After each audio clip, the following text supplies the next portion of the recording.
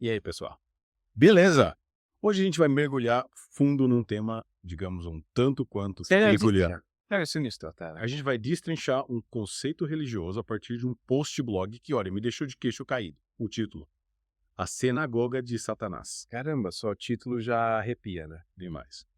E o blog, chamado Com a palavra, parece ter um foco em ensinamentos bíblicos. Ei, Mas a abordagem, pelo menos nesse post, é bem, vamos dizer, intensa. é bem direto. A questão é, o que seria essa tal sinagoga de Satanás? E por que isso importa pra gente? Boa pergunta. O blog já começa com os trechos da Bíblia, Apocalipse capítulos 3, versículos 9 a 13 e capítulo 2, versículo 9. Falando de avisos a duas igrejas, Filadélfia e Esmirna. Uou! E esses versículos, eles, são bem sinistros mesmo. Não. O texto deixa claro que não está dizendo que as igrejas são assim na Isso? mas que elas estão sendo alertadas sobre algo ou alguém que se encaixa nessa inscrição. É tipo um aviso, né? Cuidado, tem uma parada sinistra rolando por aí. Meio assustador, né? Demais. E aí o autor do blog, ele, enfatiza a palavra sinagoga, que significa assembleia, reunião, sabe?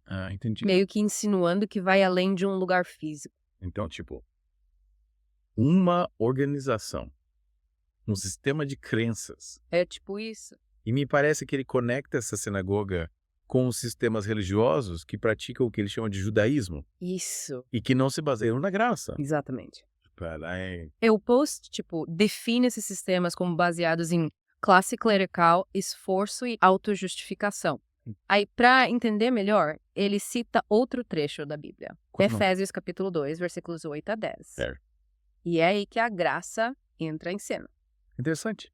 E esse trecho, ele parece ser central no argumento dele, né? Sim, sim. Dizendo que a salvação é pela graça e não por obras ou justiça própria. Você não conquista a salvação, ela é um presente de Deus. Entendi. Mas e aí, como isso se liga à sinagoga de Satanás? Aí que tá a chave da parada. Só que o blog, ele traça um contraste radical entre a graça e as obras.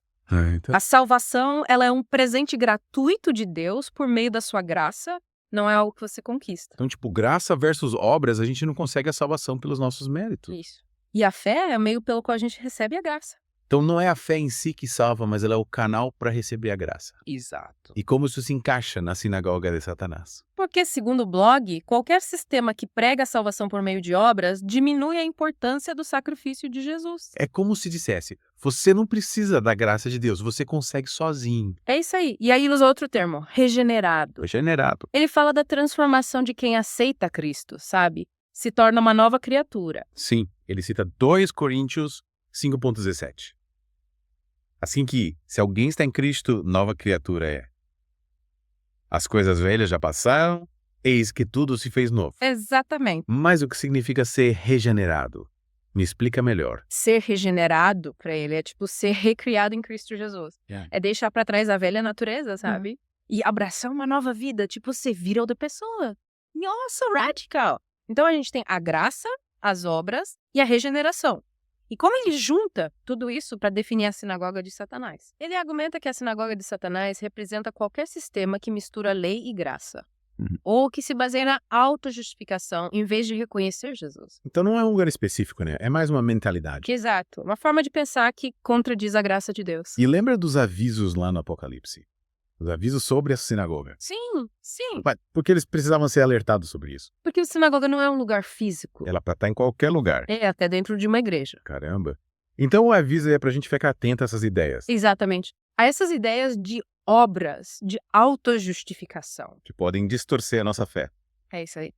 E aí, para finalizar o post com um soco no estômago, ele solta: Sola gratia. Somente a graça. Pesado, hein? Mas qual o peso dessa frase? Porque ele termina assim. Sola gratia, é a mensagem final, sabe? É como se ele estivesse gritando, a salvação só vem da graça de Deus. Esquece essa de tentar agradar a Deus, a graça já te basta. É forte, hein? É, um tapa na cara da religiosidade tradicional. E sabe o que mais? Ele usa o Antigo Testamento para reforçar isso. Restrita Hebreus capítulo 13, versículos 8 a 13. Uma passagem que fala sobre largar a velha ordem e abraçar Cristo. Parece que ele usa o Antigo Testamento para mostrar que a salvação não tem nada a ver com regras, né? A passagem em Hebreus fala que Jesus sofreu fora da porta, simbolizando a ruptura com o sistema antigo de sacrifícios. E o blog meio que traça um paralelo, Entendi. incentivando os crentes a abandonarem qualquer sistema que mistura lei e graça. Tipo, sair da prisão do legalismo. É isso aí. É, E abraçar a liberdade em Cristo. imagem forte. E isso se conecta com a definição dele da sinagoga de Satanás. Como um sistema que se agarra à antiga aliança, representada pelo tabernáculo, Tabernáculo. que representa a antiga maneira de fazer as coisas. Com leis e rituais. Isso. Ele está dizendo que os cristãos regenerados precisam ir além. Abraçar a nova aliança Baseada na graça. em vez das obras.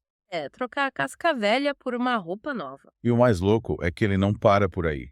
Ele ainda diz que a sinagoga de Satanás não se limita a uma igreja específica. Pois é. Ele fala que esse sistema de crenças pode estar em qualquer igreja. Tipo um vírus. É, se infiltra em qualquer lugar. Que pararem. Então essa sinagoga pode estar em qualquer canto. É um alerta pra gente examinar nossas crenças, sabe? Para ter certeza de que não estamos apegados a nenhum legalismo. Exatamente. Tipo, fazer uma faxina na alma. Tirar o pó das prateleiras e jogar fora o que não serve mais. Boa. E a gente precisa calibrar a nossa bússola espiritual, né?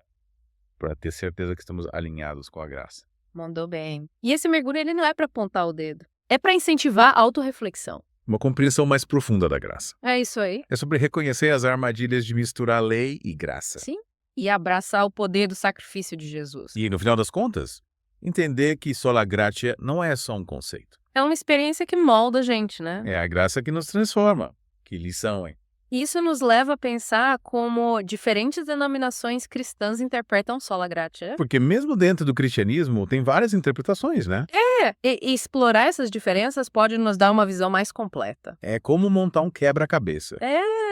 E é isso que torna um mergulho profundo tão legal. Não é sobre respostas prontas. É sobre despertar a curiosidade. É como abrir uma porta para um novo mundo. Isso.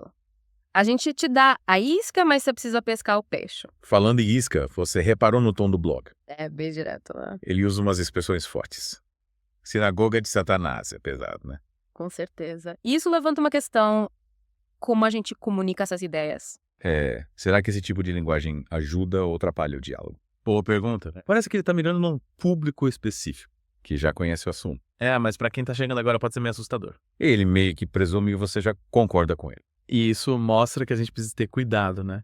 Para não afastar as pessoas. É sobre encontrar um jeito de comunicar que convide ao diálogo. E reconhecer que existem várias perspectivas. É beleza da diversidade. Então a gente viu a tensão entre graça e obras, o conceito de sola gratia, a sinagoga de Satanás, como um sistema de crenças, a importância de ser regenerado. Ufa! E como esses conceitos são interpretados.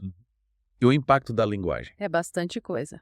Mas espero que você esteja vendo como tudo se conecta. E por que é importante? A gente só arranhou a superfície, mas espero que tenha dado para te despertar a curiosidade. Porque o mergulho profundo não é só sobre um post, né? É sobre explorar a fé, a graça, a busca pela verdade. E essa busca continua, mesmo depois do mergulho. Sempre tem mais para aprender, né? Com certeza. Então continue com as perguntas, continue cavando. Mantenha a mente aberta. E sabe, essa ideia da sinagoga de Satanás como um sistema me fez pensar, será que a gente não esbarra com isso no dia a dia? Não só em religião, mas em outras áreas da vida. Nossa, verdade. É como se esse conceito fosse além da religião. Essa sinagoga pode ser um jeito de pensar, de agir. Em vários contextos. Em vez de só discutir a ideia, a gente tem que ver como esses sistemas impactam a gente. Moldando a gente sem a gente perceber. A gente precisa de um radar para identificar esses sistemas. E combater eles. Lutar contra essa tentação de se achar superior, de querer controlar tudo. De seguir regras cegamente. E essa liberdade que a gente encontra na graça, É. ela nos leva a viver de forma autêntica, né? Amar os outros sem reservas. Sem julgamento. E essa mensagem, ela vai além da religião, É uma verdade universal. que toca a alma, independente da crença. É sobre reconhecer que a gente precisa de ajuda. A gente não é autossuficiente. Que a gente precisa de algo maior que nós mesmos. Que jornada, hein? É. Começamos com um post de blog sobre sinagoga de Satanás. E olha onde chegamos. A gente nunca sabe onde uma pergunta vai dar. E essa busca por entender é para a vida toda, né? Com certeza, a gente sempre tá aprendendo, Se questionando. descobrindo coisas novas. E para a gente finalizar esse mergulho, uma pergunta. O que sola gratia significa para você? Boa pergunta. Como essa ideia da graça molda a sua fé, seu relacionamento com Deus. E como você se relaciona com o mundo. Valeu por mergulhar com a gente. Até a próxima. E continuem explorando, questionando e buscando a verdade.